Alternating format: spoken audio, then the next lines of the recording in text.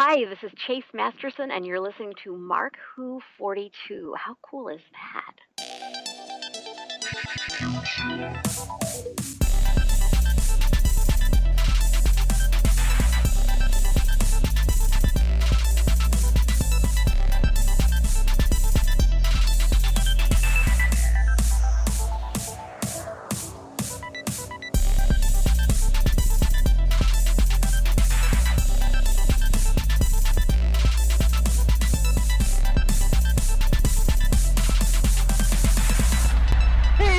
Welcome to Mark Who 42 here on SUBSPACE Radio and all over the internets.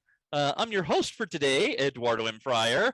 Yeah, Mark Baumgarten and Zion have some things off the studio today. So you know what? It is just me and Vicky Jakubowski. Yes, it's going to be the Ed and Vicky show. So yeah, you're just going to have to deal. Ooh, cool. Hey, you know what? And hey, if it was me, I'd pick Vangelis to do our theme song, but he passed away this past week, so you know. God rest, man. God rest. The music to Blade Runner is awesome. Chariots of Fire, iconic theme, and I love his piece, L'Enfant, I think it's called. Ooh. It was used in the movie The Year of Living Dangerously with Mel Gibson and Sigourney Weaver. I think that is the name of it. Yeah. Oh my God! Yes. I mean, it's absolutely phenomenal. I'm probably butchering it, and anybody, I think it's probably French, and if I'm butchering the French, I apologize. Forgive me. Merci. Yeah, we're not talking about that today. Today, Vicky and I are actually going to talk about Picard season 2. That just recently ended, like a couple of weeks ago. You know, we're going to do our review. Let me get this out of the way right now. There are going to be spoilers. Ooh, spoilers ahead. Yeah, if you're listening to this, not on Subspace, but, you know, elsewhere around the web, hit the pause button. Go to Paramount Plus, watch season 2, then come back. Okay, I'm giving you a chance right now. Good idea. Right now, this is your chance. Go. You know, this is your chance. Go right now. Did you go? And now we're back. We're back. Yeah. Did you go? Did you watch it all? Okay. Yeah, I watched it all. All right. Okay. Well, I know you watched it all, but anybody listening, we're gonna now get into spoiler territory. Okay. That was your last chance. That was the point of no return. So yeah, Picard season 2. Oh boy. So yeah. Picard. I noticed first off that season 2 we went with 2. We didn't just have one. You know, well, the big thing that was advertised was the return of Q, which it's always Q. Oh yeah, no, and I actually, and this, you know, I'm gonna talk about this more later, but I always figure Q. See, if somebody's writing like a list of Trek villains, I would not put Q on there. No, because he's not a true villain. Yeah, or if he was on the list, he'd be low on the list. Like he wouldn't be very high. Because yeah, he's not a villain. He's more of like the Star Trek answer to Mitzi's Pitlick. Yes. He's an adversary, but not adversarial in a traditional villain sense. Yeah. He is a foil to Picard. Yes. Like the best way I describe it is that when Q shows up, you're not like, oh no, Q. It's oh no. Ooh, what's gonna happen next? Well, no, I don't know. I love his little delicious sneakiness and makes you think. Because you think he is. The first time we see Q and encounter at Farpoint, you're thinking, oh my God, what a horrible creature. Oh yeah. And as time goes on and you think about it and you get into the whole Next Generation, you start to realize that really what he's doing is he's trying to get Picard to think. Yeah. Don't bring out your base human, your basic primitive primate urges. Go beyond that. Look beyond that. And it just, you just don't realize how smart he is in the beginning. Oh yeah, no. Of course, the first season of and I also like I said, you know, I said Q is not somebody that you go, oh no, it's Q. Your reaction is, oh no, Like if I'm on the Enterprise and he shows up, I'm just like, dude, no, come on, not today, man. It's like, dude, not today. Yeah, it's like not today, man. Man, we got a peace conference in about 10 minutes. Just no, man, come on, really, just. He does tend to show up, and I come realize back later, written this way, but he shows up at like, no, not now. Yeah, like not now. Like no, dude, no, please.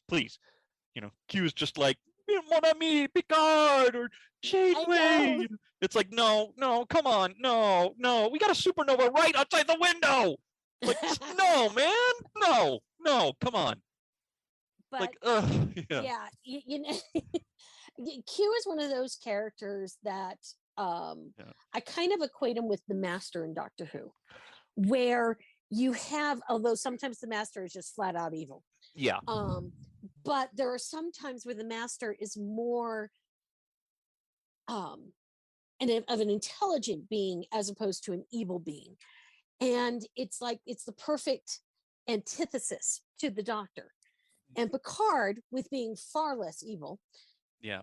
Picard and Q, the fact that Picard does not meet him until encounter at Farpoint seems so sad. I feel like they should have met in his cadet days, Well,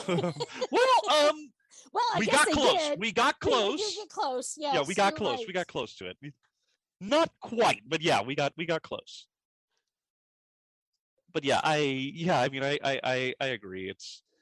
It's just oh man, Q is definitely up there for me. Like as far as just far as overall like characters. Oh yeah, no. If I had to pick one of those characters, not one of the main bridge crew that we see in the various series, but one of the other side characters that's not a starring character, who would be up at the top for me? It would be people like, Q, Quark, even.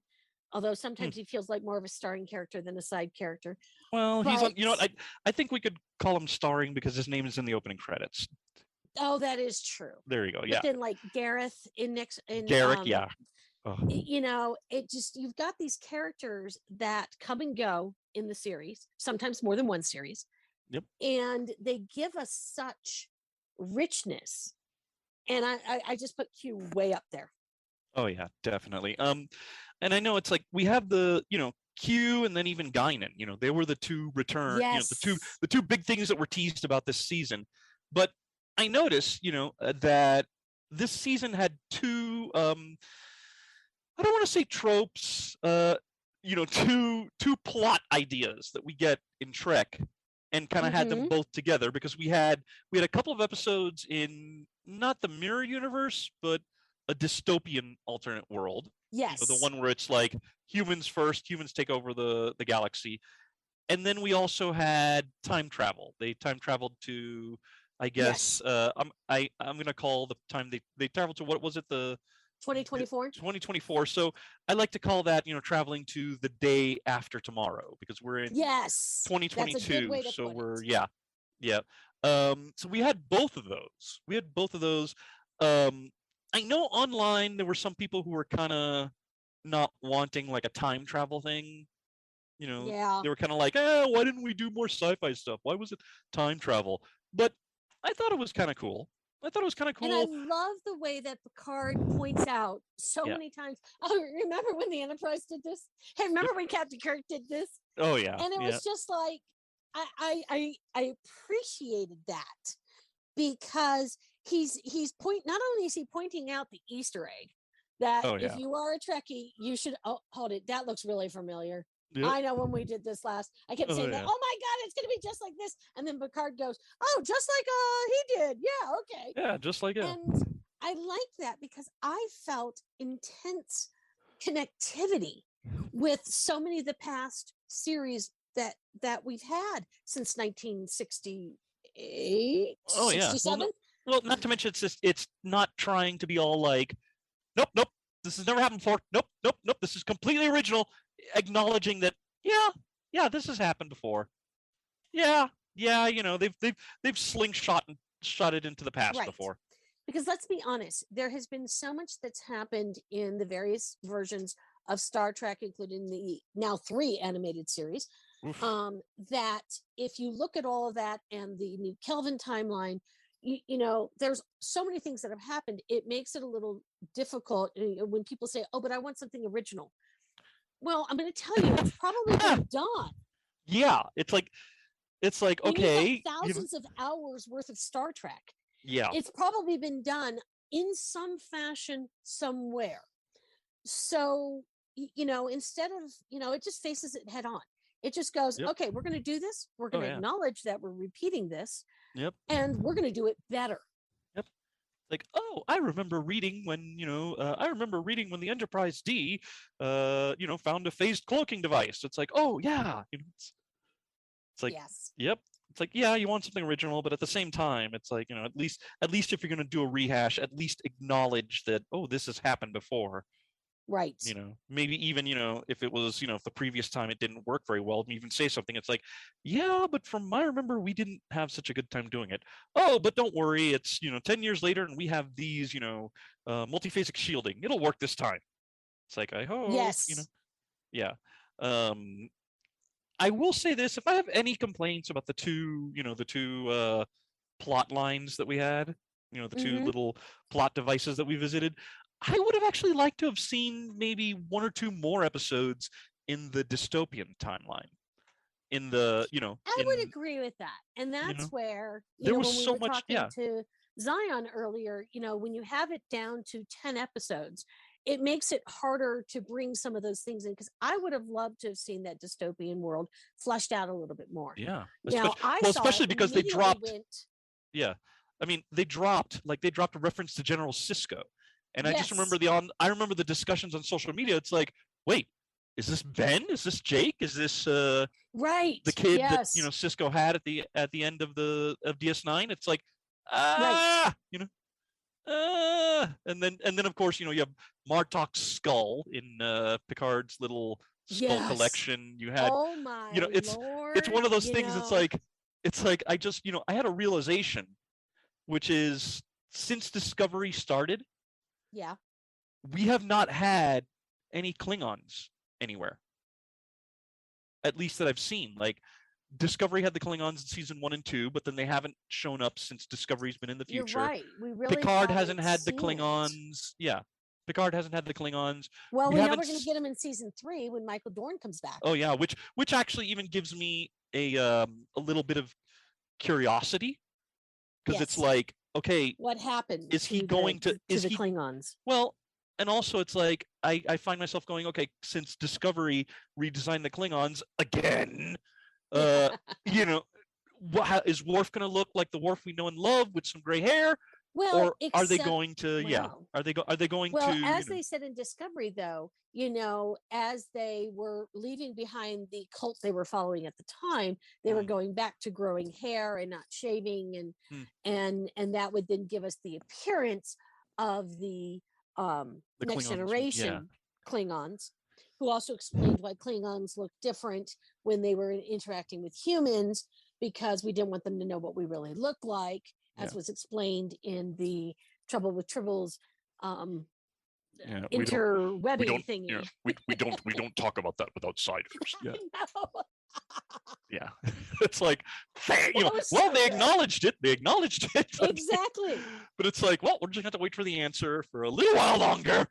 Twitch. But that dystopian world was fascinating. I felt twinges of Richard III in it. Ooh. And it just made me feel, when you watch Ian McClellan does a Richard III that is kind of set in fascist Nazi Germany, but without referencing Nazi Germany per se. Yeah, well, it's like a fascist England. Yes, that is probably one of my all-time. That is up at the top of my favorite Shakespearean adaptations. I love that one. Which is that Ian McKellen, Richard III. So fabulous. I put it right up there with the Kenneth Branagh Much Ado. Oh, good heavens, yes. Oh, absolutely. And no offense to the people who did the let's go to Josh Whedon's house for a weekend.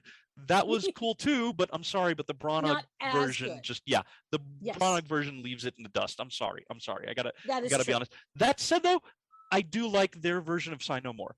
But beside the point, it's But to me, and one thing I felt in this entire season, it very much felt like going through a series of Shakespearean plays. Now, part of that is the way that Patrick Stewart holds himself, no matter what he's playing. I even saw him do. I saw a production of him doing "Waiting for Godot" with Ian McKellen that was on London Theatre, and it was just amazing. And he's playing a very different kind of character. But I think when you have someone of that quality, and I felt like they were trying to write to his quality, that's why this is so intellectual, and that's why this is so methodical. And although I've heard some people complain that it was slow, I don't know what the hell they were watching. I felt like we could have had 2 more episodes, and it still would have been jam-packed. Not to mention Star Trek. What were you expecting? I know. I keep wondering, have you guys watched other versions of Star Trek? And in every version, every series that's ever happened, there's little differences, there's little changes, there's different temperatures to each of them. If you want things that blow up, go watch one of the movies. There's plenty of explosions in this, but that's not what the purpose of this is. And I think that because I've seen Patrick Stewart play someone who could be that what was he, Admiral, General, whatever they called him in this dystopian world. It was I don't know. I don't know what his title was. Admiral, General, Lord Commander, Dark Lord of the Sith. I don't know. Uncomfortable. Exactly. He looks so uncomfortable. Well, that's because Picard would be. Patrick Stewart could have played that as a straight villain. But Picard, you could see his mind working, and you could see him and Seven almost like telepathy going on between them. Okay, we could do this, we could do that. Okay. Well, and also, I mean, if you wanted, and if you wanted to have Picard going straight villain, we did have like that brief little hologram. So it's like, we have, we do have little traces of it. It's not, but it is kind of interesting that Picard is just like, okay, how do I handle this? How do I do the mental gymnastics? It would have been so nice to get a little bit more of that and to understand a little bit. And and maybe even more.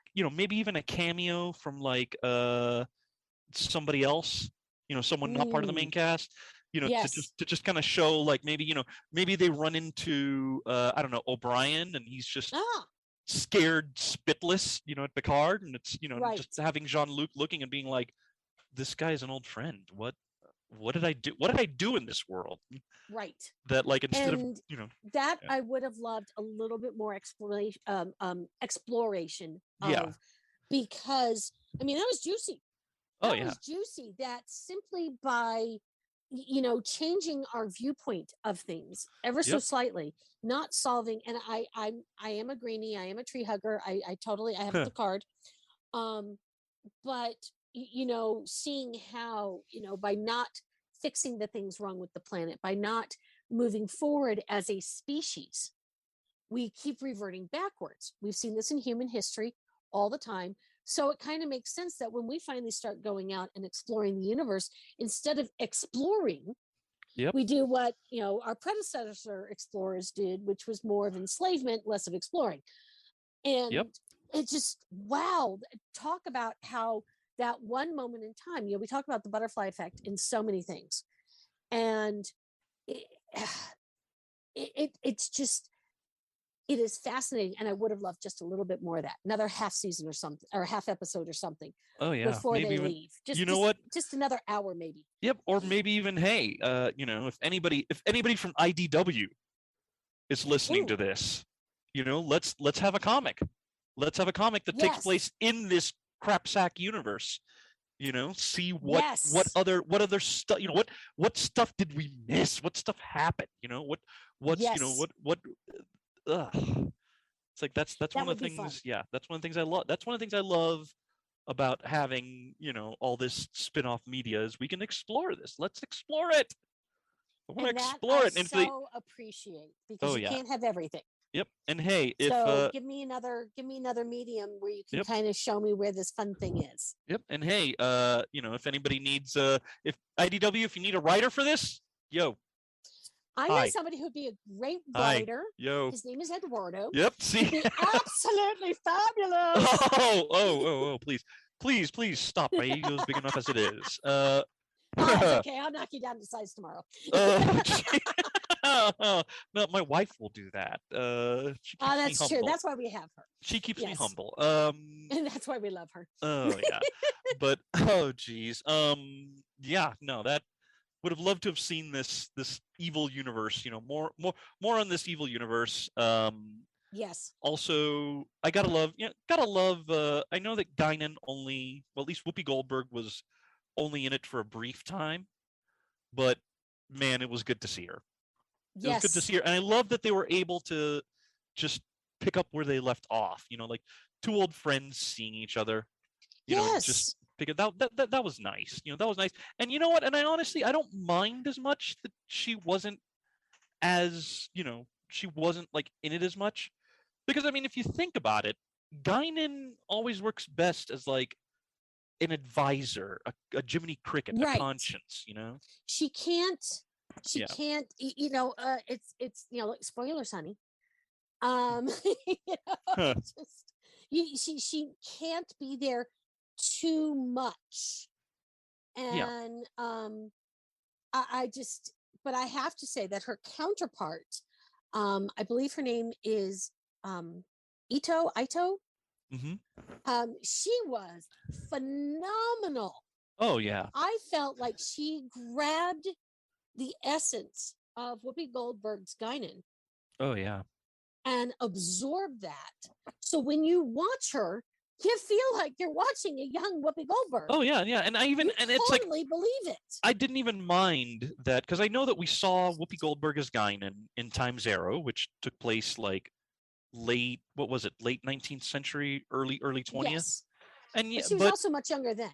Well, yeah, exactly. And so it's like, I don't mind the recasting, and I think it actually even helped in Picard and 21st century Guinan. It also helped their interaction, and I mean, okay, yeah, there's a part of me that would love an explanation, but I'm sure you could probably just make, like, I'm sure it won't take it won't take anything really complicated to do it. I mean, you could probably make up an explanation that takes like 1 minute. It's just like, hey, I felt like trying something new. You do that when you're 200 years old at that point. Like, there you go, boom, we got explanation, boom, there, done.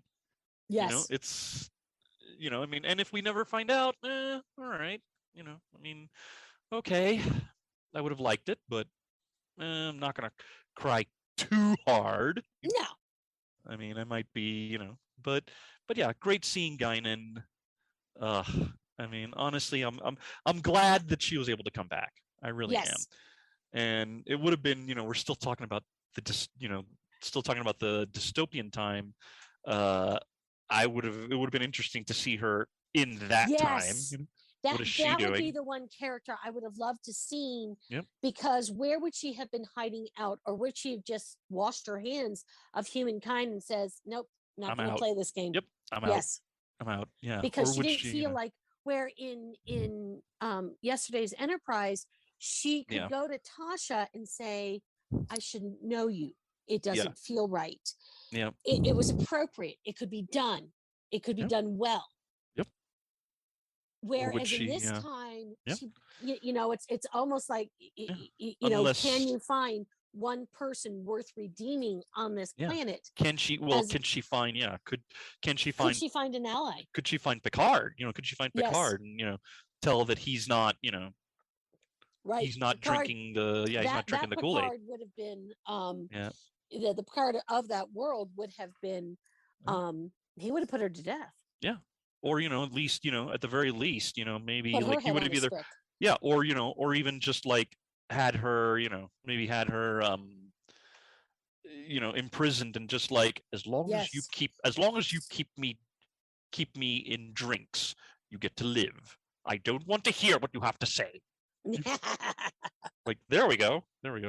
Anyway, and on that note, we do have to go to commercial. We do have to go to commercial. So, maybe Vicky and I will take a drink, and then when we get back, more on Picard Season 2 here on Subspace Radio. We'll be back with more of Mark Who 42's universe.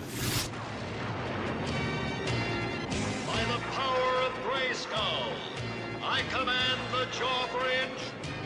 Open!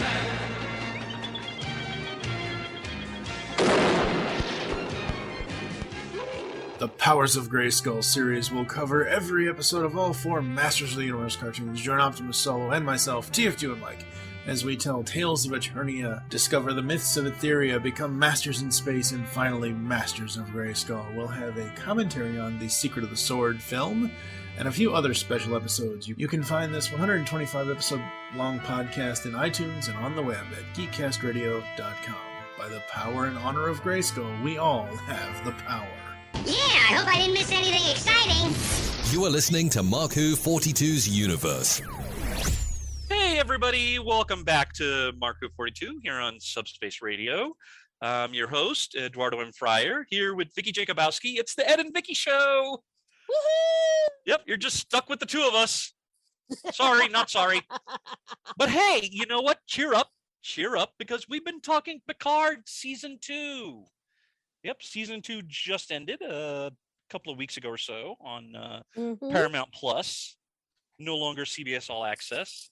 But yeah, we were just, the first half, we spoke about the return of Q, the return of Guinan, and we spoke about the dystopian alternate timeline where it was all about, hey, we're humans and we are going to kill everything unhuman because humans rock and you don't.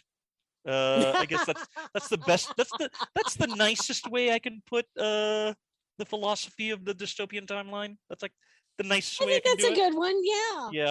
Yeah. But yeah, now we're going to the time travel bit where they went to 2024, or as I'm calling it for the purpose of the discussion, I call it the day after tomorrow. You know, which I think first off, I do like. I did kind of like that setting it 2024. It kind of allows them to play a bit without having to, you know, get into current events while still feeling relevant to our time. Yes. Yeah. And I like the way that they purposely chose to not make it, because not just in Star Trek, but in many science fiction, you know, the day after tomorrow, we've got the flying cars, we've got the skyscrapers floating above the earth, you know, all the other crazy fun things that we've done over the last many decades in film and TV. And so they made it feel very much like today. Today is the day we have to make some choices that will affect the future of mankind. Yep. And that's really powerful because it doesn't make it feel like this wild future that's going to eventually happen.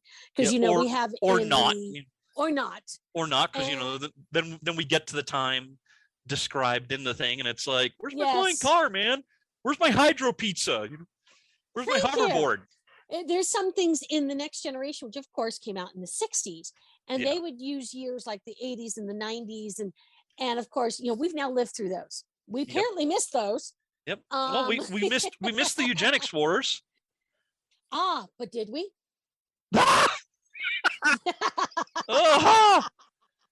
See what you did there. I know, I was bad. I'm I sorry. I don't know. I somehow doubt that, you know, some of the people that were, some of the higher ups that were around in the 90s were caught Noonan Singh. Yes. He was really good at hiding how smart he was. Ooh, but I do think, I went there. Well, that's okay. But, you know, as we learn in this, again, people, spoilers. Yep. We learned that, you know, this timeline was fuzzy, which we kind of already knew even before Picard said that some of the data basically between the 90s, you know, basically from the 90s until World War III, there was a lot of fuzziness. There wasn't really great records. There were just some assumptions made. Yeah. So if you go and you look at the folder that Soong has, and it's talking about Project Project Con. Yep. And we already know that the concept of making super soldiers has been around forever. Yeah. And So to say that maybe the thought process started in the 90s, as was suggested in the original Space Seed episode of the original Star Trek, they say the 90s. Well, but that's when the concepts were starting. Yeah. Wouldn't it make more sense if all that happened later? Yeah. Of course, the other thing about that is in Enterprise, when Enterprise was on, we had another Soong. Like this, like the Soong that we had with Picard was Adam, right? Yeah, Adam Soong. Yes. And then Enterprise had Auric Soong, and he had his own little augment, people. It is possible. Like there's two ways. There's two ways we can interpret this. Is that number one, the dating was kind of screwed up, and Khan comes later. The other thing, is this could be Adam. Like the eugenics wars still happened. Yes, like they still happened in the 90s.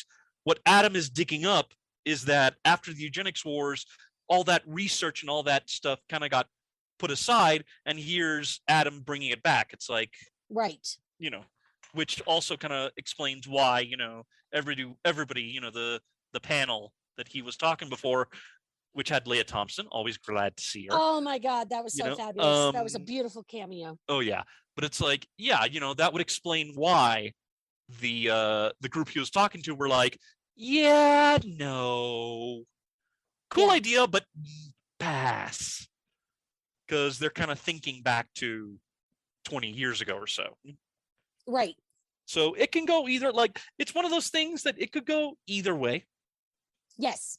Now, of course, I don't know how they're going to come back to it, but,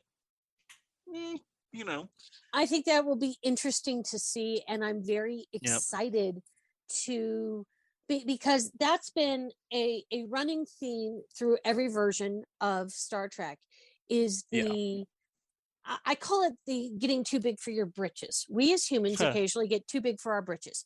Yeah. And when you think about the Roman Empire or some of the various kingdoms in Egypt where, they started to believe that they were gods and that they were amazing and they were all these other things. And something happens and it comes tumbling down, like, the Tower of Babel. It just, we do that as humans. It would make sense that even as we move forward to the more utopian type Star Trek universe that Gene Roddenberry envisioned, that we're going to have continued missteps along the way. And we continue to do that as we see, like in Deep Space Nine, where you have, not everything is perfect in the universe. And there's still things like greed and power hungry and megalomania still exist in the universe. Well, and then also, I mean, there's the other thing, because if my second theory is correct and Adam is just kind of digging the the research back up, then it's also the thing of, how many times do we look at something and we say never again, and then make the mistake again because we get into, because it's human nature. One of the unfortunate human fallacies is to look at something and go, nope, this time it'll be different. This time, no, but see, it's not like the last time because this time I'm doing this. And it's like, no, you're making the same mistake again. Yes. You're making the same. But it feels like Adam Soong constantly is making mistakes because as we learn in his attempts to create this perfect daughter, and of course at the time it appears that he's using clones as opposed to androids. He hasn't gone to that method yet. That comes a few generations later. But his obsession with his legacy, his obsession with creating perfection, just like with everyone else who gets obsessed about those sort of things, it goes horribly wrong. Yep. And he never seems to recognize, no matter how many times he falls and he stumbles, he still thinks that it is his job to be out there and be perfect and create this amazing legacy that's going to make the human race better. And all he does is continuously make it worse. Well, and it's like he ends up kind of putting the cart before the horse. Yes. Because, here it is. He did create he created, he got close with Corey, but it's like, it's still the thing of like, it's not, we later, like, we're led to believe, like when he tried to do that injection and, she was able to swim and stuff and it didn't keep. We're led to believe, oh, this is a father agonizing over his child, right. But then we find out, no, it's him agonizing because it's like, no, this is supposed to be perfect. Why is it not perfect? I'm supposed to be perfect. And then, when Q kind of gives Corey the means to access, her dad's files, and then find out exactly the truth of what's going on. It's like, okay, see, now this is laid bare, now the sin and the hubris that he's engaging in, now we have it out there for all, to see, for his daughter, for all intents and purposes, to see. I have to, one of the things I was kind of sorry that, so the actress who plays Corey, played the android from last season, who unfortunately was regulated. Androids. She was regulated to a cameo. It's like, hey, remember her? Okay, moving on. Like, I'm sorry that she didn't get to join in on the fun. It is kind of cool that they gave her that, this secondary role as Corey Soong. Yes. And it is kind of cool because it keeps a tradition because, of course, when we first got introduced to Noonan Soong, he was played by Brent Spiner. And Brent Spiner, played Adam Soong. He's played Auric Soong. He played the Soong that we had in season 1, the one who gave Picard his artificial, not immortal body. Right.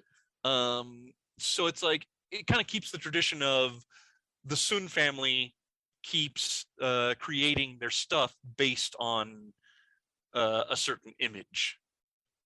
Right. Like, that's the best way I can put it, that the Soong, they have a mold and they're not messing with it too much. Yeah, exactly. So it's like, the female mold is, Corey, and the male one is Data. Adam, or whoever was the first Soong to look like Brent Spiner. Maybe it is Brent Spiner. I don't know. Oh, dang! You never know. It's like, We based. It's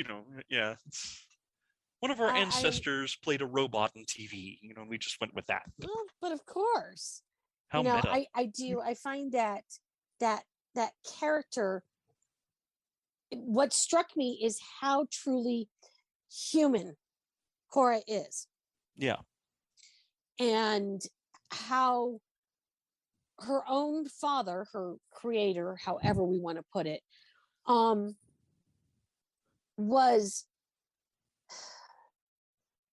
she saw his inhumanity. She saw his essentially megalomania. It just blows your mind, because here is this one, and I am assuming she's a clone based on what we saw of his his work. Journals. She would be a clone of some sort. And I just, she's so human. She's so compassionate.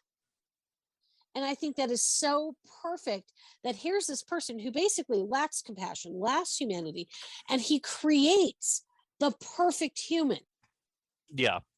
But perfect in the sense that, they have the compassion, the curiosity, the drive. Yes. Not the perfect because it checked all the boxes. Yes. Not that. That's not the perfection we're going with. Well, I love the fact that we have all these little more side characters as opposed to the up and front characters like Cora, because then you've got the characters that we're seeing all the time. And I have to tell you, this is an amazing cast. Oh, yeah. I feel like every single person that they selected, oh my God, yes, that person is perfect for this role. Oh, yeah. I'm not sure I would have thought of that before, but this person is perfect for that role. Oh, yeah. Just like, I gotta give props to Agnes Juranti. Oh my gosh, yes. That was, I mean, well, first of all, kind of sorry to see that her story is done, but is what a way to end it on. You know, I mean, just, well, first of all, the fact that I got to give kudos to the actress for you know, having to play this thing where she's playing herself yes. You know, playing herself as a board queen, possessed by the board queen, and hey, she can belt out a tune. Yes, she can. Wow, talk about, holy crap. It's like, wow, gotta distract everybody. What am I gonna do? I'm just gonna take the mic. Okay. It's like, okay, well, that works. sure, that worked. You know what? It worked. Let's just, hey, all right, it worked. Let's keep going. It worked. Yeah, I would say that Alison Pill is the actress, and she is just in the first season, she was a little whiny. And it's funny because my husband kept waiting for the punchline that maybe she was actually an android, because she has difficulty connecting with her kind of human. She doesn't pick up on social cues. You know, she strikes me as a very high functioning autistic Asperger's syndrome, where she can't pick up on the social cues. She's a little blunt, but she's not a bad person. She's not out to hurt anyone.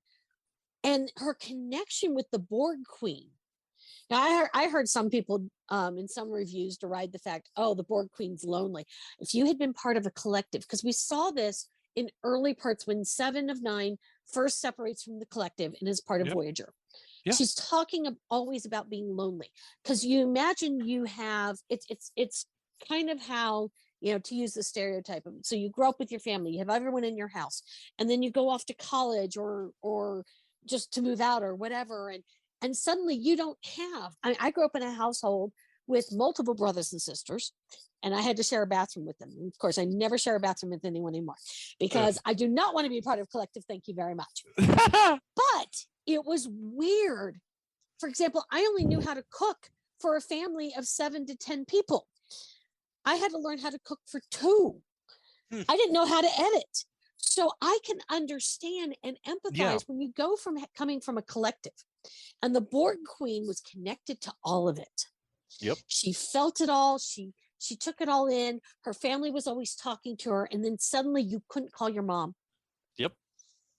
That would be horrible for most of us. And I think that the people who laugh at that concept either don't remember what 7 of 9 went through when she first left the collective, or never experienced it. Yeah. Or never experienced something like that. Yeah. And so I think it made sense that Agnes and the Borg Queen had so much in common. Yeah. Agnes has always wanted to belong, and she has never felt like she belonged.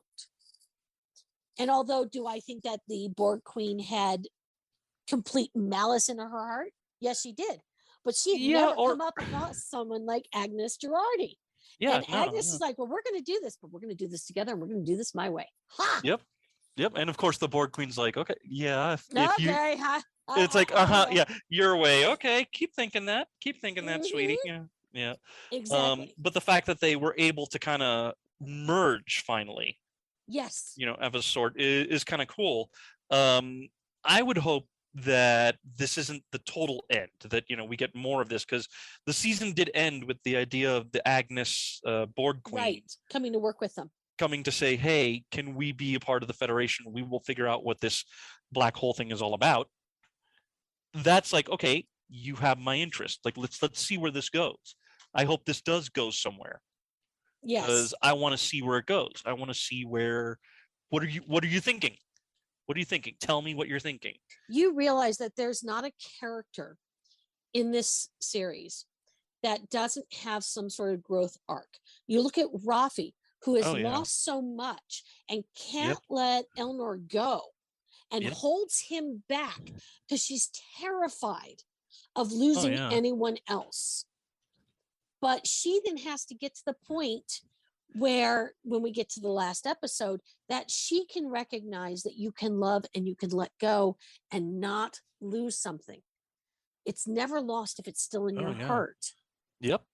And Seven, I mean, well, first of all, Seven has to confront the fact that it's like, oh, hey, all that unresolved stuff that you have with the collective. Yeah. Let's deal with it right now. You don't want to deal with it? You don't want to deal with it? Tough. We're dealing with it.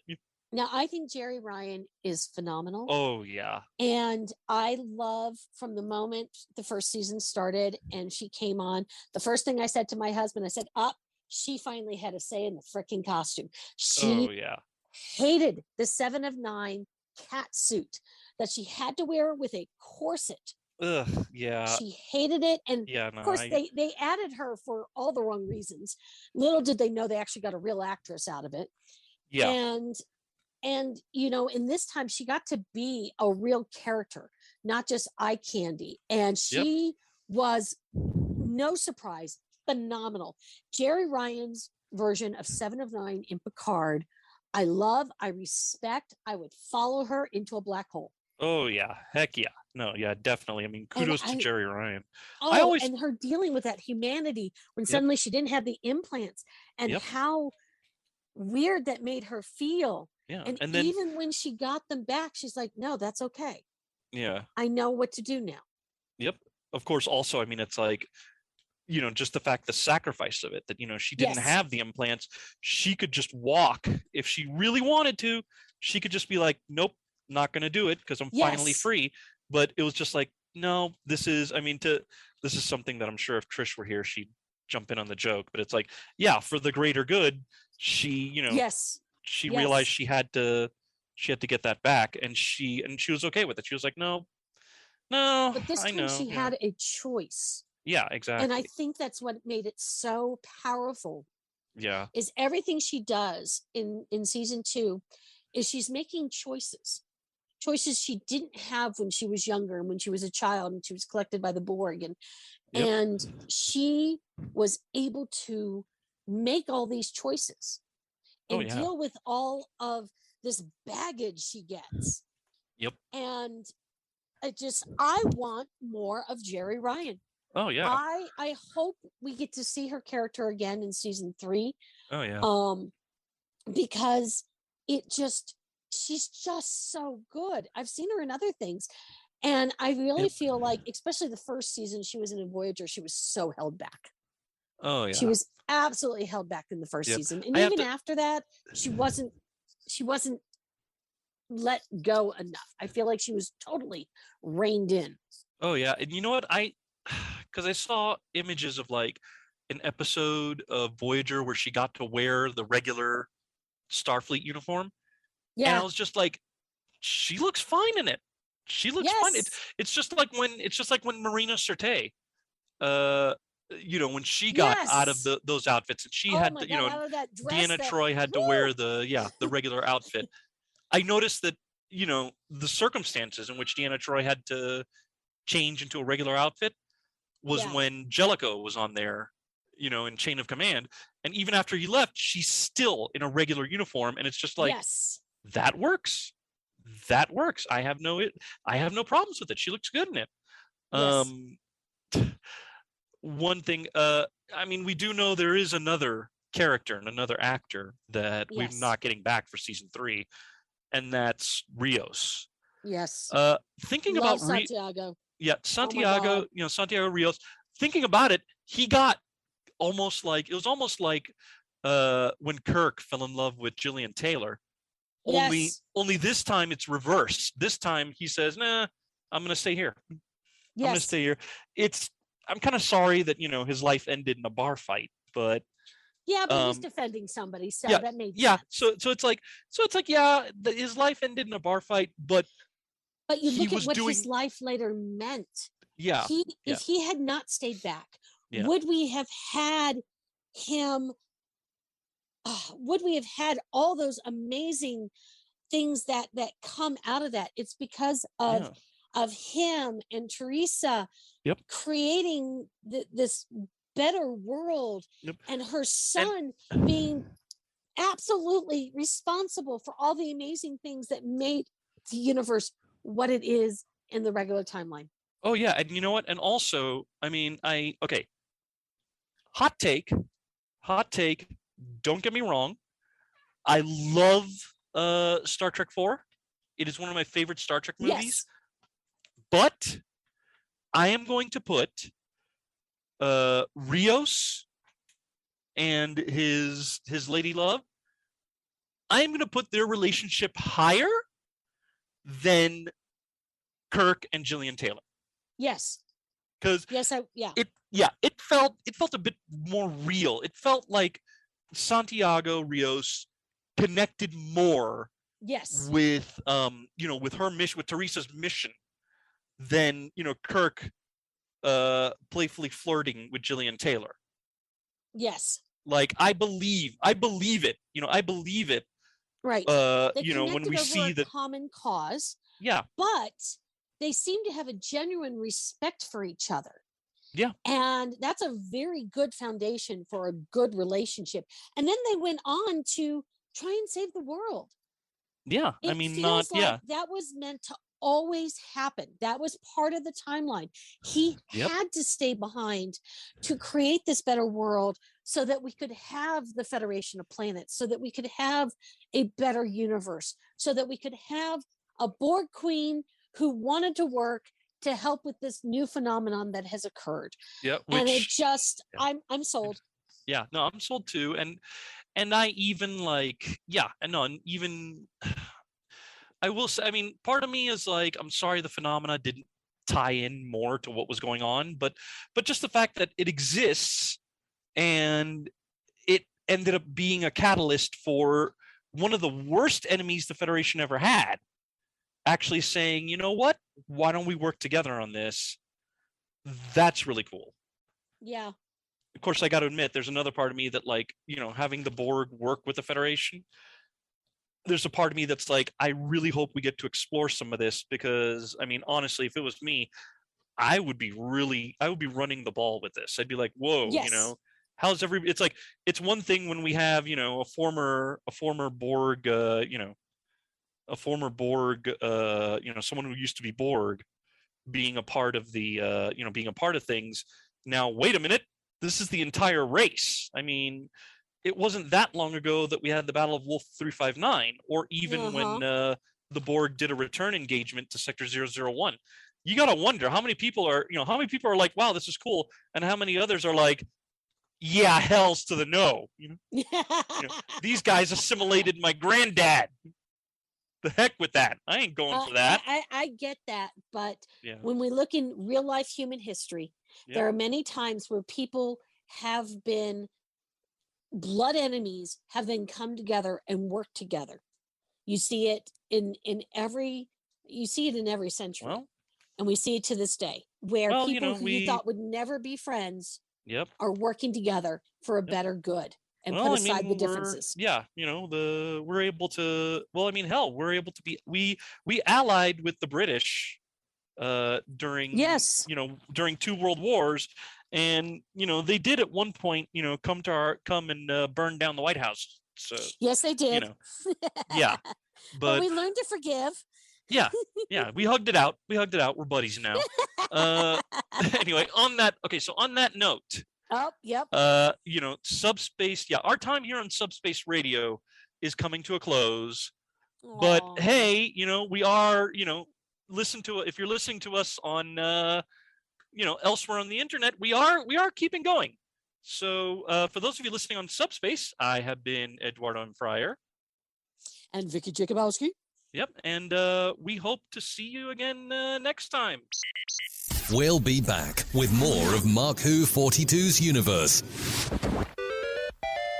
Pixels in the Animation is the Geekcast Radio Network's video game cartoon review show. We are covering every episode of 9 different video game cartoons. Join TV's Mr. Neil and myself, TFG and Mike, as we trek through multiple Mario tunes, Zelda, Captain N, Mega Man, Sonic, and we are also driving through Donkey Kong Country. Pixels in the Animation is 100 episodes of video game cartoon goodness, so tune in to help us find the Pixels in the Animation, which you can find every Wednesday on iTunes and www.geekcastradio.com.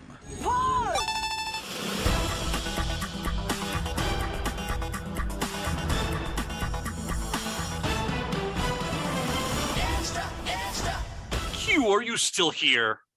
Yeah. Oh, wait, sorry. We're not talking about Q. We're talking about the listeners. You're still here, which means you're listening to us not on Subspace, but elsewhere on the internet.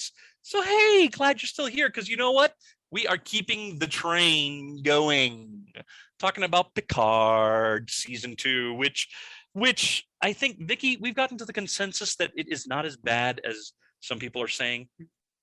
It is not. I actually thought it was an extremely good series overall. Oh, yeah, exactly. The acting was good. The writing was good. Yeah. And I mean, no offense, some of the directors they brought in, and of course, I'm thinking specifically of Leah Thompson and Jonathan Frakes. I mean, yes, Jonathan Frakes can do. Sorry, I always call him Frakes. I'm bad. You know what? I'm pretty sure he would probably. He'd probably get not a kick totally out of shoot me.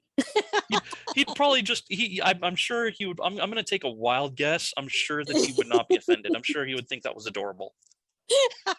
I'll just put it with my cutest smile. And there we go. But I mean, Jonathan has been a director going back to Next Generation. Yeah. And he is phenomenal. And I feel like he always understands what fans like. He has, and of course he's done other shows other than Star Trek shows, but he's done many Star Trek shows. You know, I've over actually, the years. By the way, I've actually been directed by him. Ooh. Seriously, yeah. I was on an episode of the show The Glades. Oh. And he actually directed an episode. That's cool. Yeah, and actually he's a good director. He's a good director. You know, I've heard that from lots of people. He looks, I mean, from what I remember, because this was years ago, he was really enthusiastic. You know, he was really enthusiastic on set. You know, really, and yeah, it took 2 days, but he killed it. I mean, he was doing a really good job directing. I'm sorry I never got to get directed by him again. Oh, because it was fun. Just looking at his director credits, because we all know him as an actor. Oh yeah. But you know, he's done 4 episodes of Picard, 7 episodes of Discovery, an episode of the Leverage Redemption. He's done 2 episodes of the Orville. Ooh, 10 nice. episodes of the Librarians, NCIS LA.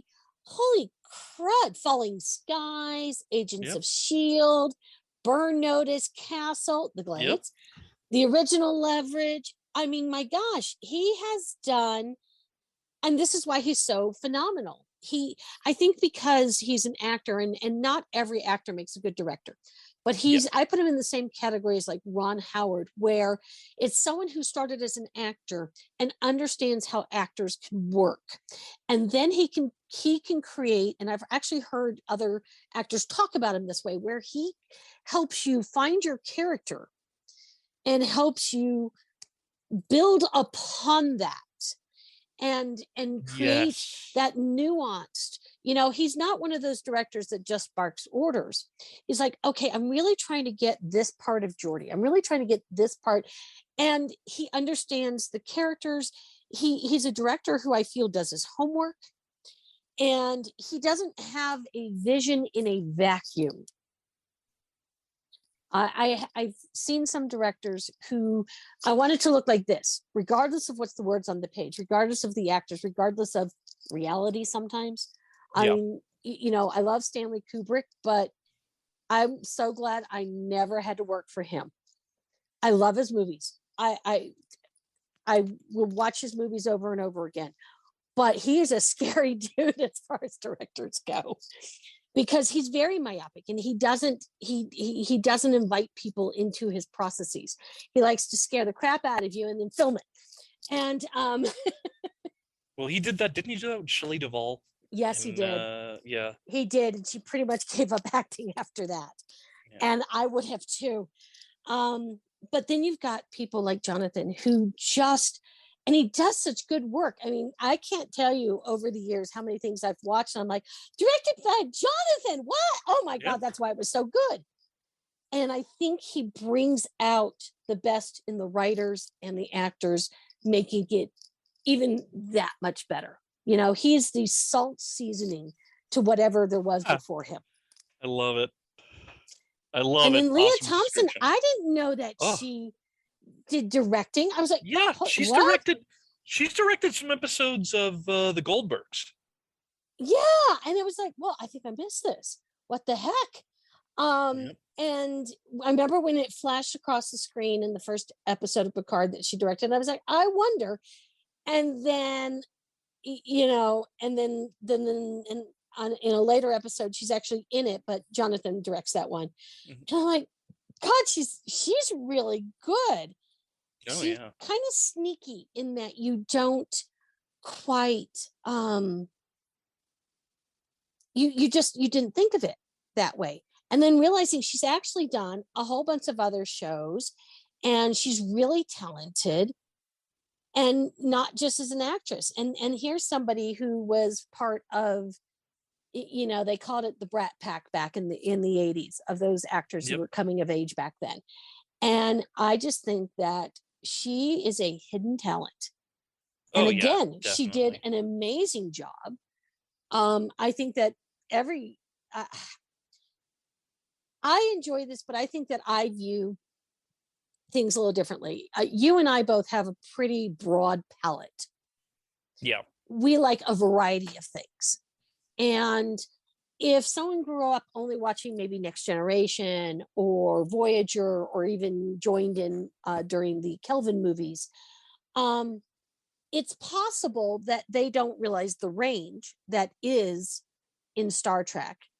Because there's many times Star Trek has very much felt Shakespearean, has felt very, you get these very deep stories. Yes, some of them are very light, some of them are very action-packed, but just like real life, you get a variety. This is an intellectual series. This is an intellectual series into the human species. And so if you're looking for an explosion every 5 minutes, there's a couple other series you could go watch that are very good, but that's what those are for. I watch Discovery for a different reason. I watch Lower Bunks or Lower Decks for a completely different reason. I just think that's hilarious. But if you are looking for high octane Star Trek, this is not the series for you. May I recommend something else? Yeah, no, definitely not for you. And plus, not to mention, I mean, let's be totally honest here. The lead, Star Trek Picard, the lead is like in his 70s, 80s.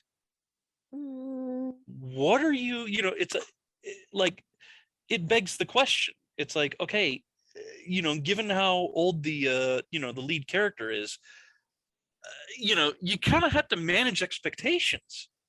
Yes. You can't expect Patrick Stewart to be, do a drop and roll. Yeah, do a drop and roll. You can't expect him to drop and roll. You can't expect him to, swing from the chandelier. It's just not happening. I mean, I know you want it. I know it would be really cool, but you can't torture poor Patrick Stewart like that. No, and we don't want to do one of those horrible you know how you'd watch a show and then it'd be Sarah Michelle Gellar, and then that's obviously not Sarah Michelle Gellar doing that fight scene, and now it's Sarah Michelle Gellar. I mean, we try to avoid doing that as much as possible, and I think that most of us would find it humorous if we watched them do something like that, even with good CGI. We would just go no. And I love the way that they started Q off as young, and he's like, maybe I'll catch up. Let me catch up. Yeah. And it just, that was a very nice touch, because I think if we had to watch John Delancey as aged in the entire one, we'd be like, no, okay, stop. Yeah, no, it was momentary, and it would make sense because you think about all the times, how many times did he change his rank in one episode? Come on. Oh yeah. He was an ensign, then he was an admiral, then he was or just think about a counter at Farpoint where he's like, he dresses up, he dresses up in like Christopher Columbus, then he dresses up in a in a GI in an army like dress uniform, then he does that weird post-apocalyptic judgy thingy. He does the post-apocalyptic soldier. I mean, it's think about Q. I love Q's mariachi. Oh my mariachi gosh, thing, yes! That was so funny. Yeah, when he comes back from, when he gets his powers back. Yes. And I mean, we were talking about earlier. We were talking about Q, and it's weird because you think about all the time. A little bit of irony. Before this episode, before we record this episode, Trish and I the other day were watching the Next Gen episode Tapestry. Oh, and yes. It's like that right there. It's Q. I mean, for all the annoying things he does in that episode, Q is actually acting as a friend. Yes. He's actually being like, okay, I'm going to help you. You need to realize something about yourself. Let me help you with that. Yes. I mean, yeah. I think that secretly Q very much respected Patrick Stewart, but as Q, he could never, Picard, he could never admit that. He could never say that. That would have been wrong. That would have been not Q-like. Yep. And it made so much sense that he actually has deep respect for this man. Yep. And he wants to help him succeed, but he doesn't want to appear like he's helping. He also wants, Picard to figure it out himself. And so that does make sense, because you want, what would Picard be if Q gave him all the answers? Yep. Picard is naturally first of all, I think that Picard would not believe him. Yeah. Let's just be honest. Oh yeah, no. Picard. But, heck, Picard even if it weren't Q, Picard is not the type to like. Yeah, Picard is definitely not the type of person who would accept something that was just freely given. Right. And so I think it makes sense that, you have to play this game. And yes, is it sometimes exasperating? You just want to shake Q and say, fine, just give us the answer. Yeah. Well, or you want to be like Cisco and just deck him. Yes. You hit me. God, that was damn straight I did. What do you expect me to do? Well, no, it's I just have to love the delivery. It's like, you hit me. Picard never hit me. I'm not Picard. I'm not Picard. Well, I think that Q and Picard were both very intelligent people. Picard, the character, always was thoughtful, thought things out, very rarely acted on pure emotion. Yep. Well, and even when he does work on pure emotion, he dials back and goes, okay, whoa, hold on a minute. Yes. He did that in First Contact, when he raged at Lily, and then he destroyed the Enterprise display. Then he stopped and he's like, okay, well, hold up. I'm doing the bad thing. I'm doing the bad place. Okay, nope. Yes. Let me take a minute. Take a breath. Because it's so hard to be reserved all the time.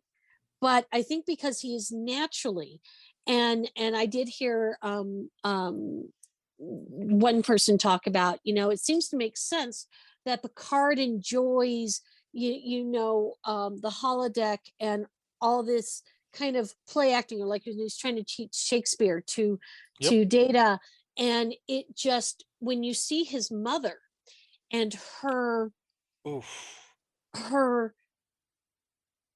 encouraging his artistic side. Yes. Sadly, she also had those demons. Yes. But, and it's I have to admit, it was weird.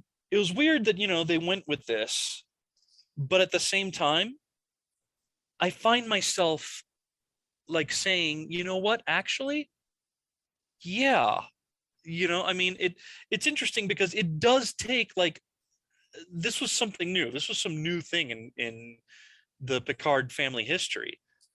Yes. But the fact that we had, he had this tragic backstory with his mom. There was that moment in season one of Next Gen. We had the episode where No One Has Gone Before. Right. And it featured, we did get a look at his mom.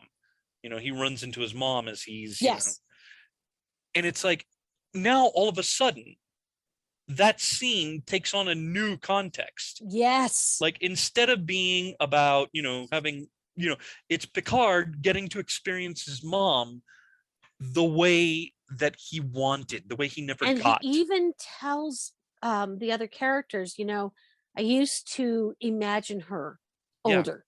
Yep. And so that would make sense that would be the way that it would show there, because that was his hope. That was his desire. That was what he wanted, was his mom to make it to old age. Yep. Yeah. And it even, and again, like, what I also like is the twist. Yes. That we got in the fact that at first it feels like Picard's dad is going to be, some sort of, some and sort I of told abusive. my husband, I said, oh my God, they're taking, because if you know the story of Patrick Stewart, you know that he had an extremely abusive father, and he and his mother had to leave. And it just, and it's why he's so into women's rights and protecting women from abusive spouses. And it's a huge cause for him. And I said, oh my God, they're bringing part of Patrick Stewart's life into this. Whoa. Yeah. And then they make that twist, and I'm like, oh my God. Oh. And it was just so, as we got closer to it, I'm like, okay, so what's going to happen? I had a couple ideas. And then when we get to it, I'm like, how horrible for a child to think that somehow it was his fault that his mother committed suicide. Yeah. That is the most horrible baggage I could imagine for a child. Yeah. And it explains so much. Yep. Even though he and Beverly Crusher get together at some point, their marriage doesn't last. Well, okay, now it makes sense. It makes sense why none of his relationships get very far. It makes sense now why all of his relationships are stunted. He has this hanging over him. It's his fault. Yep. His mother is dead. Yep. So he can never award himself with family. He can never award himself with love, even though there were people willing. And it made me happy. I don't care if it's sappy. It made me happy that he realized that he was worth loving. This man is in his 80s, and he finally realizes he's worth loving. Yep. And that is a wonderful gift. And we get a payoff. We get a payoff for that, because he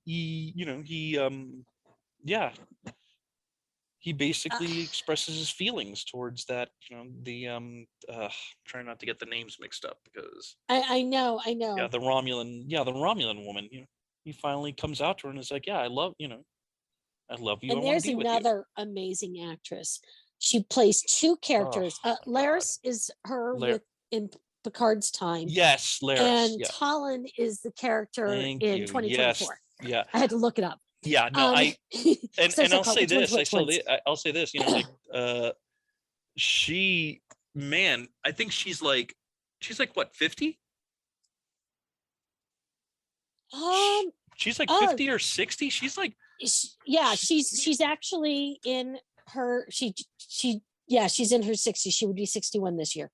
Oh yeah, no, which I mean, Trish is the one who discovered that, and it's like, wait a minute, what? I'm sorry, what? It's like, hey, I want to look like that when I'm 60. I want that skin. Yeah.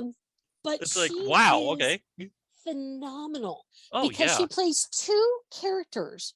Yep. That are separate. Yep. They are two very distinct characters. They have some similarities, but not much. Yep. Well, I doubt that Laris has those that weird connect with the brain thingy in her closet. I don't think she has that one. Yeah. So I'm in love with this actress, because once again we have these amazing people who they know what they're doing, and they give us these great characters, and she gave us two. It's kind of like the actress that plays Cora, where she's able to play these disparate characters so well, so intelligently. And I'm touched, and I love the way she started off all business. Oh, can't do that. Can't do that. Can't do that. Nope, and no. Like, we gotta watch. Okay. We gotta watch. We can't interfere. Yeah. You know what? Yep. We need to make sure this happens. Yep. And I love the tie-in with her character and Gary from the original series, and we have to bring up Wesley Crusher. Yes. I jumped out of my seat and said, yes. I was one of those people who loved the character of Wesley Crusher. Yes. And you know what? Because I was that precocious teenager. Oh, yeah. The other thing that I love about the unexpected cameo by Wesley Crusher, kudos to the production team for keeping it under wraps. I know. I had no idea. We knew Q was coming back. We knew Guinan was coming back. Right. But that last minute surprise where it's like, oh, hey, and by the way, I also got to give kudos to the fact that they kept him going with the whole thing he started with the Traveler. Yes. And it's tied it all together. The Travelers, the Watchers, all these different characters that we've seen. Guess what?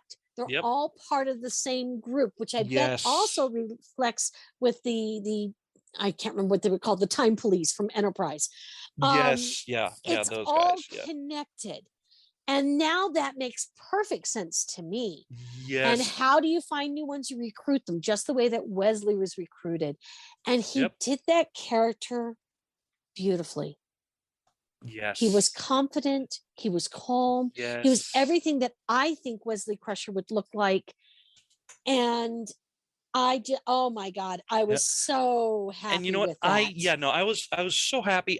The other thing for me was just the fact that I love the fact that he's still going with that journey.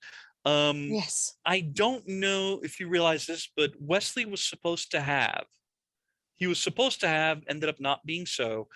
He was going to have an appearance, like he was going to have a very, he was going to have like a big cameo of sorts in Star Trek Nemesis. As it stands. Oh, right. As it stands, if you watch the movie, in the beginning, he's just there at the wedding. He's just there at the wedding.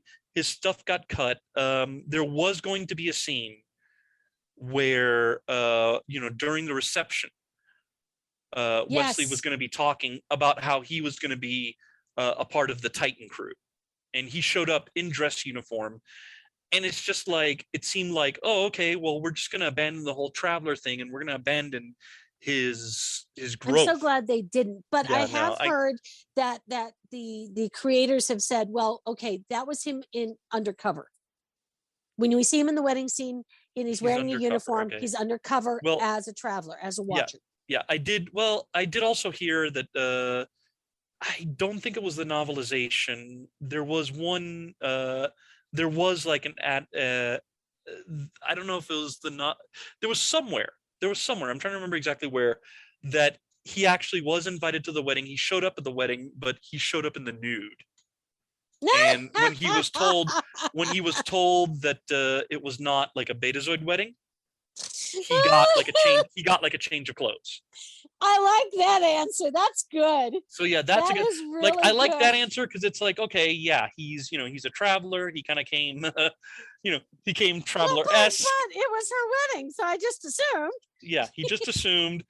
So I like that, because it still keeps him as a Traveler. It's not, well, his whole thing about being a Traveler was just it was just an early midlife crisis, but no, he's back. He's coming to Starfleet. It's like, I'm glad that they didn't do that. Back when they had the Star Trek experience down in Vegas, my husband and I used to joke about doing a renewal vows in Klingon, and people go, "Oh my God, that's so awful!" It's like, fine, we'll do it Betazoid. Klingon, we got another choice. We can do Betazoid. I'm going to tell you, a few decades later, I'm not sure I'd do a Betazoid wedding. Thank you very much. I'm just not that comfortable with that concept anymore. Well, Loxana I'm in tried. my 50s now, so Yep. I know. Loxana tried at one point. Yeah, that was her, and she tried at one point. It didn't quite. Yeah, no, I'm okay not doing that. Yeah, comes a certain point where we can't go full Beta Z. No, I'm okay with the gongs. I'm not okay with the optional clothing. We're gonna shy away from that one. Okay. Yeah. No. Well, I'm sure. Yeah, I don't think I could do a Betazoid wedding. I do not have Patrick Stewart or Jonathan Frakes physique to do that. Yeah, it's kind of like, no. Yeah. But I think the other oh man, I just, so we spoke about this already, but I do want to bring it up because so Star Trek Picard season 3, we know that the band is getting back together. Yep. We know that the next gen crew are going to be, they're all coming back. Gates McFadden, Jonathan Frakes, Michael Dorn, LeVar Burton, even Brent Spiner, which has me going, okay, that's so are we going to have another member of the Soong another family? Version. I know we've had many of them. Yeah, but because we know Data's done. We know they said goodbye to Data. I just want to know, who are they marrying to have these children? Where are they coming from? Because we've got a few generations going on. Yeah, I don't know, man. I don't know. I kind of wonder, are they all just clones of each other? I would not be. I'm just saying. Yeah, I would not be surprised. I wouldn't be surprised if, I wouldn't be surprised, but yeah. Or of course, another thing is somebody mentioned, Data may be gone. Yeah. But I think B4 is still in pieces because we saw that Picard still has the still has B4's parts in his storage locker or whatever you want to call that. That said, though, B4 is still. The other thing is that we have. The other thing is there's another Soong type android that is out there that we haven't accounted for. Lore. Oh. Maybe they can bring Lore back. Oh, that would be interesting. And see how Lore reacts to the fact that his brother is gone. I don't know. The man already lost his father and went crazy. How would he act if his brother was gone, even though he's always trying to get rid of his brother? Yeah, no, I don't know. It would be interesting to see. But, it's funny. I very much enjoyed both seasons, to be honest. And the only criticism I'm going to agree with is that it was too short. Our compatriot Zion talked about, it would have been better if there were more episodes. And I agree with him. More episodes, like we talked about, maybe have some more time in the dystopian Earth. Maybe, it's funny because I've heard some people say that too much was crammed in, other people saying it was too slow. And I think that with a couple more episodes, we might have been able to flesh out some things and maybe people wouldn't be saying that. But I never felt it was slow. I felt that sometimes you have to take a moment. Now, you can have a dramatic pause that is overly dramatic. Yeah. But sometimes you have to, this felt slightly more real time-ishness where you have, it takes a while for Picard for things to strike him. It takes a while. I mean, Seven would not have automatically accepted back her Borg pieces in episode 2 or 3, whatever the next episode was. Yeah. She had to make that arc. Raffi had to make that arc. Rios had to make that arc. And in real life, nothing turns on a dime. Yeah. It really just doesn't. Where I am today, if you told me who I was even a couple years ago, pre-pandemic, I think about how much has changed in my life, in my family. My son moved out, got my own home office. It was great. But it just, wow, I'm such a different person than I was. Most people wouldn't notice a big difference, but I know the internal differences that have happened. I needed that time. I needed those changes in my life and in my world to help me make some of the choices that I'm making now. There are some choices I will make now that I might not have considered 2 years ago, not because it was 2 years ago, but because things have happened in those 2 years. So it is necessary. I don't like it when, all of a sudden everyone knows everything. We've had that discussion with Doctor Who. Should they know everything instantly, or should it take at least a beat and then have the light bulb go off? Yep. Because that feels real. And for me, this felt very real. Yes, we're talking science fiction. Yes, we're talking time travel and everything else, but it felt very realistic. And I enjoyed that just as much as I like Discovery, which is hyper sci-fi. And I really love that. I can like different things. It's why I'm one of those people who loves both Star Wars and Star Trek. I'm not one of those people who picks a side. I love them both equally for different reasons. Oh yeah, no, I hear that. Like I do hear that, and it's I mean, I would have loved maybe a couple of more episodes. More time in the dystopian timeline. Maybe even just, and maybe even stuff, because I think the other thing, and I don't know if Zion brought this up or not, but it's interesting because the bad thing with like these kinds of seasons where you have like 8 to 10 episodes is you really don't get to pause. You don't get like a pause where you get to like soak in, some of what's going on. You don't get to like, or you don't get like something where it's like, okay, let's catch our breath before, jumping into the big, the big finale or the big, or this or that. It's all, we got to make sure, to hit these beats by this time or this and that.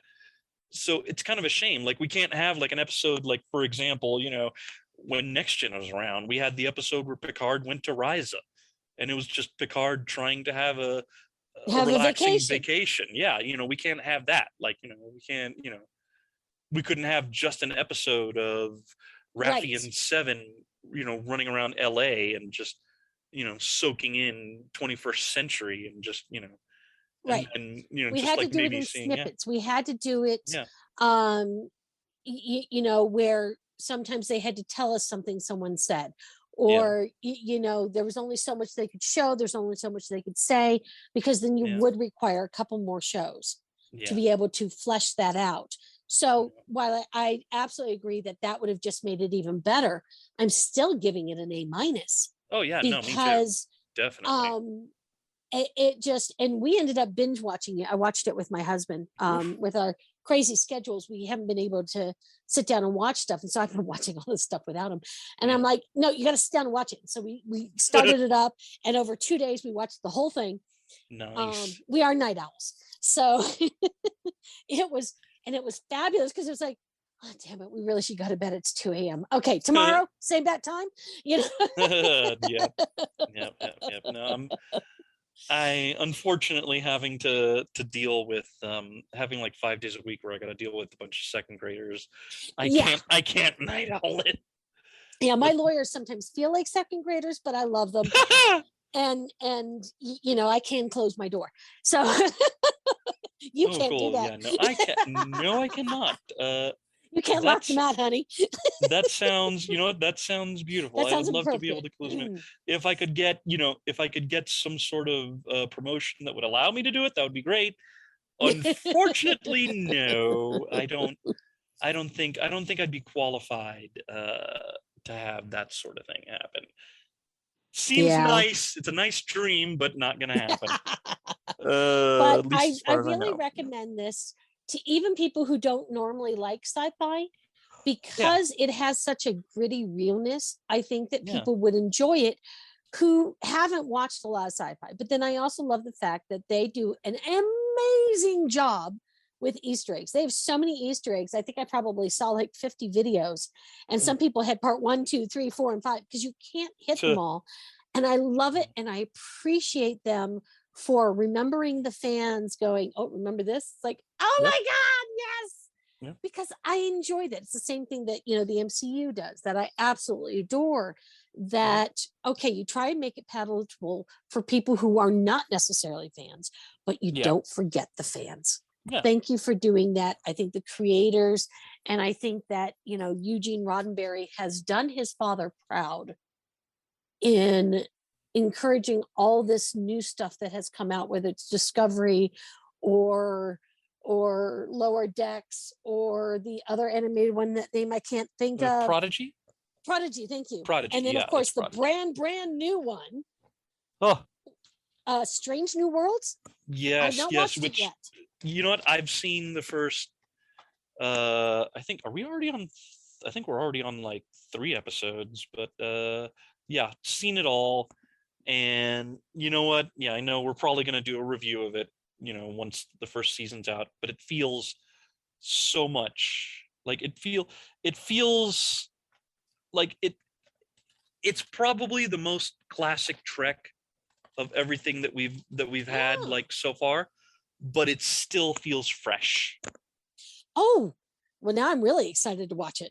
Yeah. Not to mention that Rebecca Romaine is number 1. Oof. Nice. Is it as amazing as she was on Discovery? Yes. Do you know, it actually took me a moment to recognize her the first time I saw her, because I think she was in Profile or something. I was like, God, she looks familiar. And it wasn't until she said, like, a couple of sentences in a row, like, I know that voice. Yep. Hold it. I know those eyes. Yep. No way. Yep. I am impressed. Yeah. And I gotta say, my favorite is still when she showed up in an episode on Discovery, and she's like in the cafeteria and eating like a jalapeno burger or something. Yes. And and it's like, and then Pike just goes, "You want some kerosene to cool that off with?" It's like, gotta admit, I'm like, yeah, I feel you, Chris. I feel you. Yeah. But yeah, definitely when you get the chance, check out Strange New Worlds. That what you just said is exactly how it was going to be, because I also get where it can go horribly wrong, because they're treading in repeat territory, a little bit different. Yeah. And sometimes that can go really well, and sometimes it doesn't go well. I actually, there is no Star Trek property that I hate. Yeah. Some I like better than others. Yeah, no, I'm kind of the same way. But I don't go, oh my God, I wish they would blow this up. Yeah. But maybe I'm also more forgiving. And I mean, like, I've probably seen 58 versions of Henry V. Yeah. I have my favorites. I have ones that I don't like as much. But, I don't know, maybe it's the source material. Yeah, you can't really screw up the source material. Yep. Yep. Well, I should take that back. That has been known to happen. Yeah. By the way, I will say, I mean, going back to the idea of season 3. Yeah. I know that it's been said supposedly that, Wesley Crusher's cameo was a one-off. I hope that he does get to come back, maybe at least for a tiny little appearance in season 3. That would be kind of cool. I would love for him and his mom to have a moment.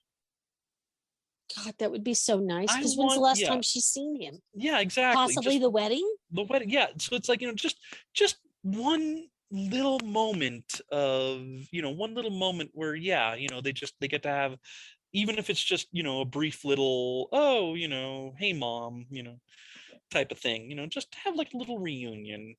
Like, I really hope that he's gonna make a comeback. But, that would be nice, because I think that would be a very sweet. Yeah. And I feel like Dr. Crusher, or now Captain Crusher, Admiral Crusher, who knows, what was her last rank? Her last rank, I want to say her last rank was commander. Oh, that might be commander, right. That might be what she was. Or lieutenant. She was commander or lieutenant commander. Like, I know she wasn't like, I know that she was. I know that she did become a captain in the the anti-time future in All Right. Good Things. That's right. Like she was a captain with her own ship, the Pasteur, but but as far as I know, like I know Troy, I believe the last rank she had was commander. We know Riker finally went to commander. Right. Geordi, last I remember he was lieutenant commander. Worf, I think, got promoted to commander in Deep Space Nine. I know Generations, the first time we see the Enterprise crew was the ceremony where Worf got promoted to lieutenant commander. Right. Then, but I think that, here's someone who probably has not seen her son, and in quite a while. Being a military child, I will tell you that I think that's one of the reasons I identified with Wesley so quickly, because there was a year that she wasn't on Next Generation, and then thank God she came back. Well, thank God that they managed to get her back, because I've heard the stories. There was some yes. It's like, you guys need to behave, otherwise I'm going to run you over with my scooter. But I think that as a character arc, I empathized with a military family. And even though, they're more explorers, less military, it's still very similar. And so it just would feel nice, because even to this day, every time I go and visit my parents, it's the same feeling I would get every time my father would come back from TDY or other assignments, and it would be like, oh yes, this is the way it should be, and it's a very wonderful homecoming feeling. So I think that it would just be nice, even if it's just momentarily, even if it's just him and her, and he doesn't appear before anybody else. He just pops in and says, "Mom, just wanted to tell you hi, happy birthday," something like that. You kind of want that. I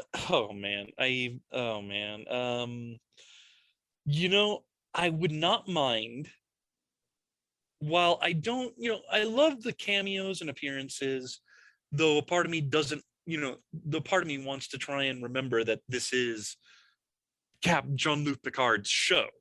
It's not, it's not, hey, nostalgia time, here's this person and that person. Though a part of me would like, it's nice to see the Next Gen crew getting back together. Yes. There is a part of me that would like maybe a couple of other people to at least, before we hit the end, because season 3 is going to be the last one. Before we hit the end, to have maybe a couple of other people show back up. I mentioned Chief O'Brien earlier. It would be kind of cool, maybe to see Miles O'Brien. See how his children have grown. Because they'd be all adults now. And see if he's still Chief O'Brien, or is he now an officer? Like, what's going on with that? It would be something that would be interesting, and it would kind of close the book on something that's been left over from Next Gen. See if they could bring back Celia Yar. And how did she weather all the stuff with the Remans, and how did she weather that? How did she weather the destruction of Romulus? Maybe have one last scene with her and Jean-Luc Picard. Are they gonna finally, are they gonna be friends? Is it gonna be one last thing of I hate your guts, Picard? What's oh my god, there's so it would much be interesting. Just and I kind of can't wait. Yeah. But I gotta. Neither can. Yeah, we gotta wait for Picard season 3. We gotta wait for the Mandalorian. We gotta wait for She-Hulk. We gotta wait for Thor. All this waiting. We'll survive. Well, you know what? If I could survive, it was 10 years ago. It was 10 years ago this month that we had the cliffhanger to Doctor Who season 7 that led into the 50th anniversary. That was 10 years ago. Actually, no, that was 9 years ago. Sorry. I'm having trouble with time, but yeah. It was 9 years ago that we had that cliffhanger. We had Name of the Doctor. We had that cliffhanger with, introducing John Hurt as the Doctor. We had to wait till November for that. We had to wait until November. There was another thing where, we had, I remember The Hobbit, The Hobbit, Desolation of Smaug came out. Oh, yeah. And that ended on a cliffhanger. And we had to wait until next December. Yes. So it's like no. Yeah, we had to wait for we had to wait when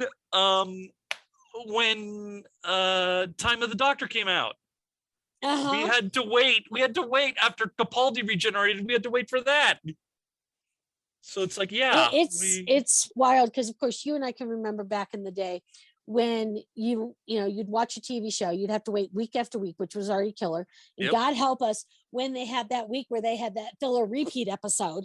Ugh. And then next thing you know, it was May and you got nothing again until September. It's like, no. Yep. Well, or just like, here's the thing. I mean, yeah, we got to wait a year or so for things. At least, I mean, first, when Trish was doing her rewatch of Next Gen, and we got to Best of Both Worlds. It's like we can just jump to like the next episode on the streaming service. She was just like, what was it like back in the day when you had to wait for for the resolution? And I'm just like, it was hell. Because last thing you see was Mr. Worf fire. I know. It's like, I know. That was so insane. And Yep.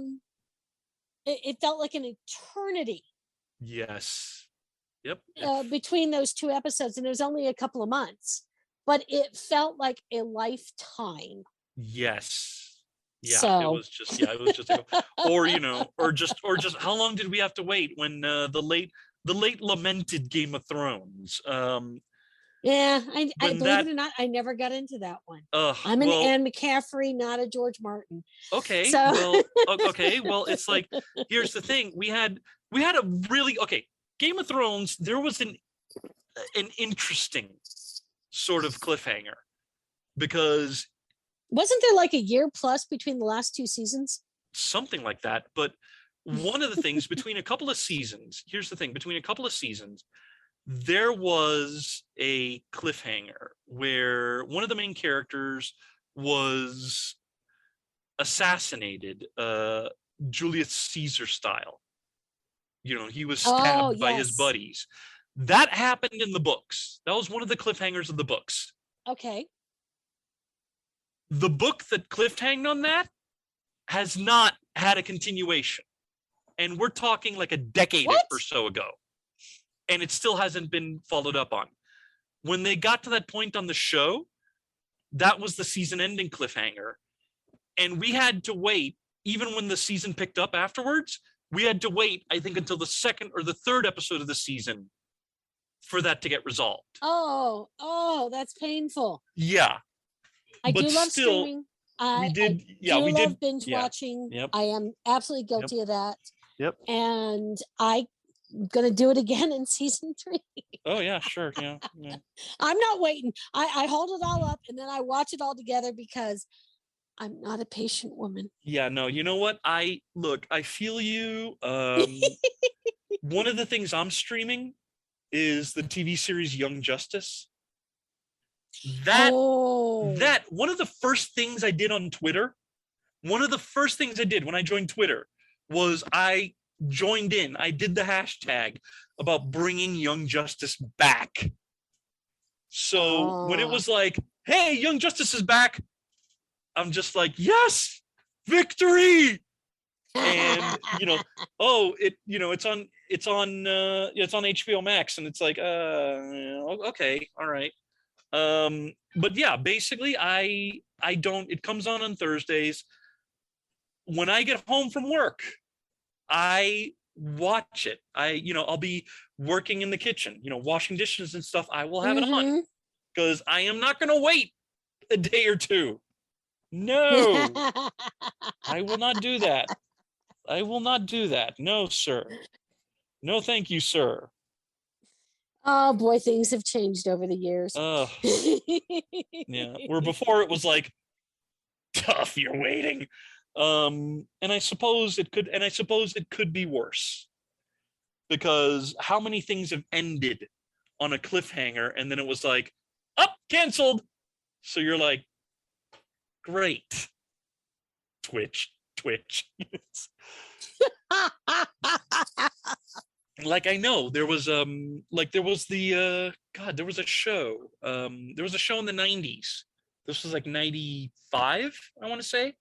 95 to 96, called Space Above and Beyond. Oh yeah. It was a gritty, anyone who hadn't watched it, it was this gritty sci-fi show with like a group of space marines. And it ended on it was kind of a cliffhanger, not quite a cliffhanger. Like it ended with one of the main characters getting killed off, two of the main characters MIA, the leader of the squad that were the main characters getting, having to be sent back to Earth because, he got critically injured. And then, you just had only two of the main characters still standing. And there was like a major shift in, the war that was a part of the series.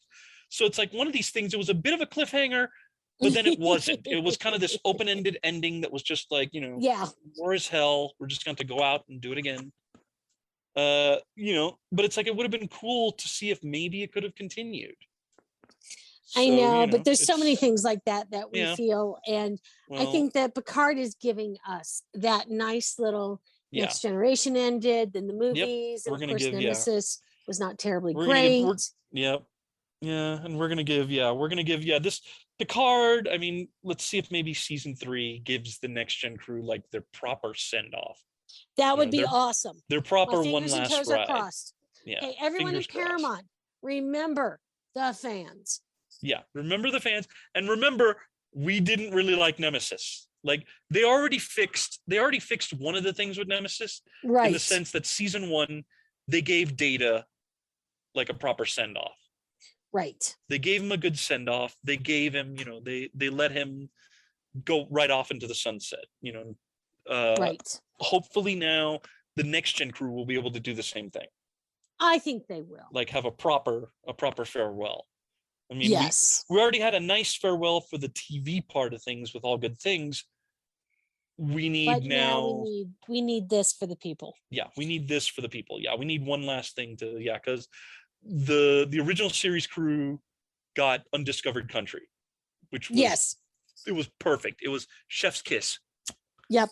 We need that now for the Next Gen crew. We need their Undiscovered Country.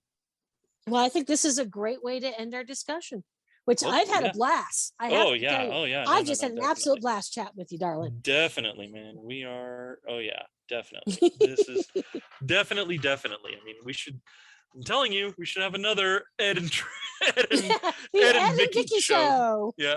Hey, Mark, if you ever, Zion, if you guys ever want to take a vacation, we can do this. We can do this. We can do this. We love you guys. Yeah, we love you guys, but hey, you can leave these two foxes in the hen house. We'll be fine. We'll be fine. We're vegan foxes. We won't eat the eggs. We promise. We promise we're vegan. Oh man. So yeah, from all of us here, the two of us here and the two of us not, thank you for listening. And we will see you next time. Thanks for listening to Mark Who 42's Universe with hosts Mark Baumgarten, Eduardo M. Freyre, Zion Quiros, and Vicky Jakubowski. This program was produced and directed by Mark Baumgarten.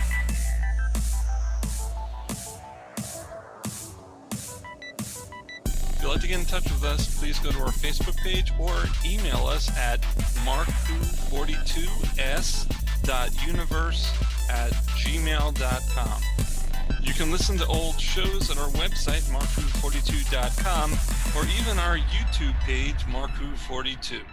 Mark Who 42's Universe, copyright 2022.